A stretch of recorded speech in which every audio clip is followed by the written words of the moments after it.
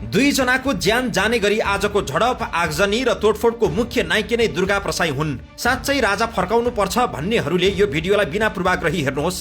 झगडाका बिउ दुर्गा प्रसाई नै हुन्। जब दुर्गा प्रसाई आफै गाडी चलाएर आन्दोलनको भिड छिचोल्दै तीव्र गतिमा हुइक्याउँदै प्रहरी घेरालाई समेत किचौला झैं गरी तीनकुनेमा अघि बढे, निषेधित क्षेत्र तोडेर बानेश्वरतिर अघि बढ्न खोजे।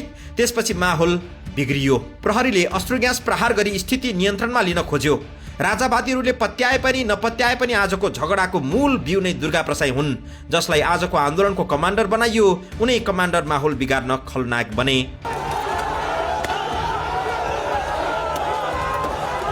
12:30 बजेसम्म स्थिति ठिकै थियो। 1 लाख मान्छे उतार्ने उद्घोष सहित काठमाडौँको तीनकुनीमा राजावादीहरूको विशाल प्रदर्शन गर्ने भनेको थियो। तर 5 तला माथिबाट कैद भएको यो भिडियोमा हेर्नुहोस् र अनुमान लगाउनुहोस् प्रदर्शनकारी कति थिए भनेर।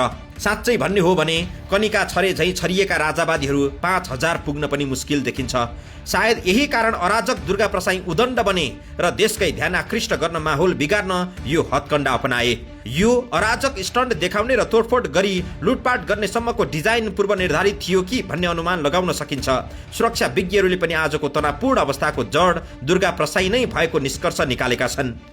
कमान्डरै स्वयं चाहिने गाडीमा हैन, फिल्मी हिरोको शैलीमा हैन, फिल्मी हिरोको शैलीमा गगल्स दिएर प्रहरी माथि नै चाहिने गाडी चढाउने हिसाबले निषेधित क्षेत्रमा जान पाइन्छ भने हैन, जान पाइँदैन। हेर्नुहोस्, त्यसरी निषेधित क्षेत्र भनेर जब अघिल्लो दिन नै 1-2 दिन अगाडि नै के अरे प्रहरी प्रशासनसँग समन्वय गरिसकेपछि त्यो जिद्दी गर्ने हो।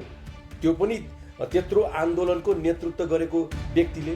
माहौल बिग्रियो त्यहीबाट मात्र। हेर्नुहोस्, प्रहरीलाई नै पेलेर अघि बढ्न खोजेपछि प्रहरीले भिड तितरबितर पार्दै दुर्गा प्रसाईलाई नियन्त्रणमा लिएर केही मिनेटमै छाड्यो र दुर्गा प्रसाई आफ्नो युवा दस्ताको सुरक्षा घेराभित्र बसेर मञ्चतिर अघि बढे। मञ्चमा पुगेर कार्यक्रम सुरु गर्न खोजे पनि बाहिर माहौल शान्त बनेको थिएन। दुर्गाले मञ्चमा पुगेर पनि प्रदर्शनकारीलाई संयमित रहन आग्रह गरेनन्। उल्टै उक्साहटपूर्ण रूपमा प्रहरी ज्यादती भयो भन्दै चर्को बोल्न थाले। प्रसाईले प्रहरीले पहिले गोली चलाएर माहौल बिगारेको आरोप लगाएका छन्।